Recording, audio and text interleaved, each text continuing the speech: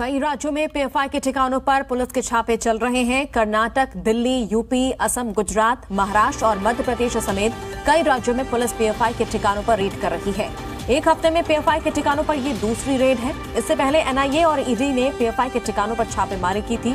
दिल्ली में पीएफआई के ठिकानों पर छापेमारी चल रही है। Shaheen Bagh, south east district, Rohini समेत कई जगहों पर छापेमारी जारी है। पीएफआई के कार्यालयों पर छापेमारी हो रही है। एनआईए के निर्देश पुलिस छापेमारी कर रही है और दिल्ली से 30 लोगों को हिरासत लिया गया है।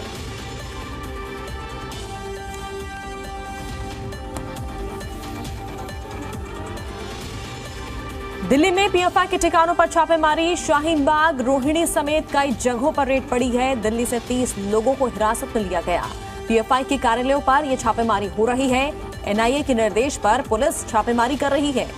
जामिया मिलिया यूनिवर्सिटी के पास धारा 144 लागू कर दी गई है। तो पीएफआई के ठिकानों पर यह बड़ी कार्रवाई, बड़ा एक्शन, और ऐसे में आज दूसरी बार छापेमारी चल रही है। पिछले हफ्ते भी छापेमारी हुई थी और उसी के आधार पर जो सबूत मिले, जानकारियां मिली, उसके हिसाब से आज कार्रवाई हो रही है, छापेमारी हो रही है। कई प्रदेश जहां पर छापेमारी चल रही है, दिल्ली के कई जगहों पर पीएफआई की कार्यालयों में ये कार्रवाई चल रही है और 30 लोगों को हिरासत में लिया गया है।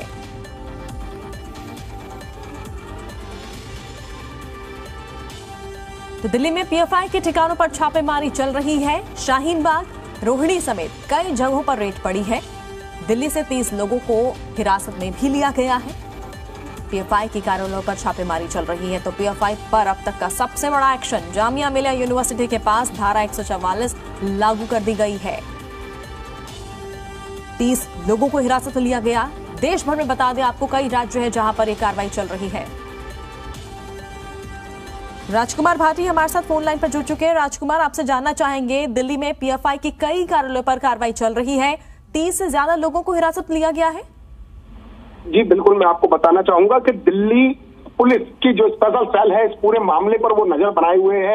एनआईए के जो निर्देशन में ये पूरी कार्रवाई चल रही है। देश के अंदर करीब 6 राज्यों में इस कार्रवाई को अंजाम दिया जा रहा है।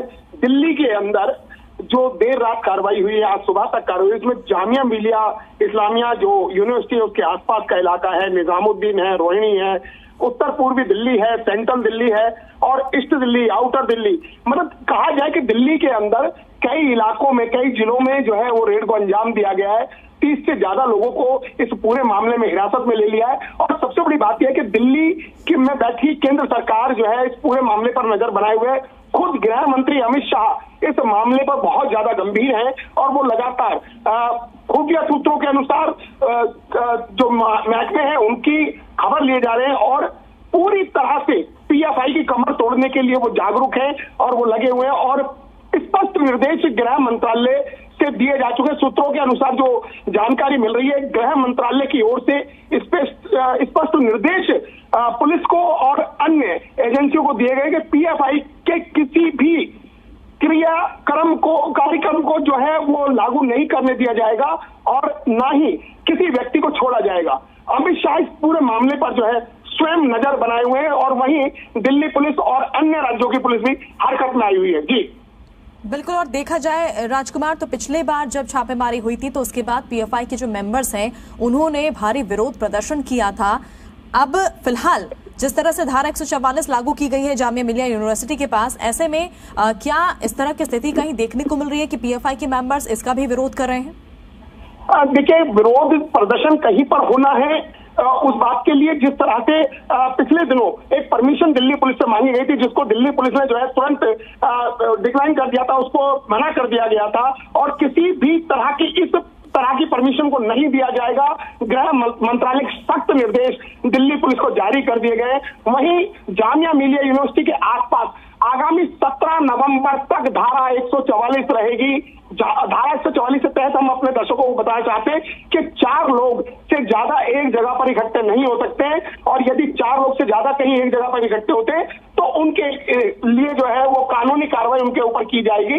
इस तरह का पूरा स्पष्ट निर्देश दिल्ली पुलिस के आला अधिकारियों द्वारा दे दिया गया है। जी देश भर के कई राज्यों में ये कार्रवाई चल रही है, छापेमारी चल रही है और ऐसे में गिरफ्तारियां हुई हैं। हिरासत में 30 लोगों को लिया गया है। राजकुमार, उनके बारे में कोई क्या जानकारी मिल पाई है? देखिए, दिल्ली पुलिस जो है पूरी तरह से, क्योंकि एनआईए से जुड़ा हुआ मामला है, स्पष्ट कोई जानकारी नहीं दे रही है। सिर्फ इतना जरूर बता रही है दिल्ली पुलिस कि 30 लोगों को, अब तक जो पुलिस सूत्रों के हवाले से खबर आई है उसमें 30 लोगों को हिरासत में लिया गया है, जिनसे पूछताछ की जा रही है, जिसमें वेलकम थाने की पुलिस ने भी कुछ इलाके हिरासत में लिया है, खजूरी खास थाना पुलिस ने लिया है, त्रिलोकपुरी में लिया गया है, दरियागंज में लिया गया। मतलब दिल्ली के करीब 6 जिलों में इस तरह की कार्रवाई को अंजाम दिया गया। 30 लोगों को हिरासत में लिया गया है और आगे भी कार्रवाई जारी है।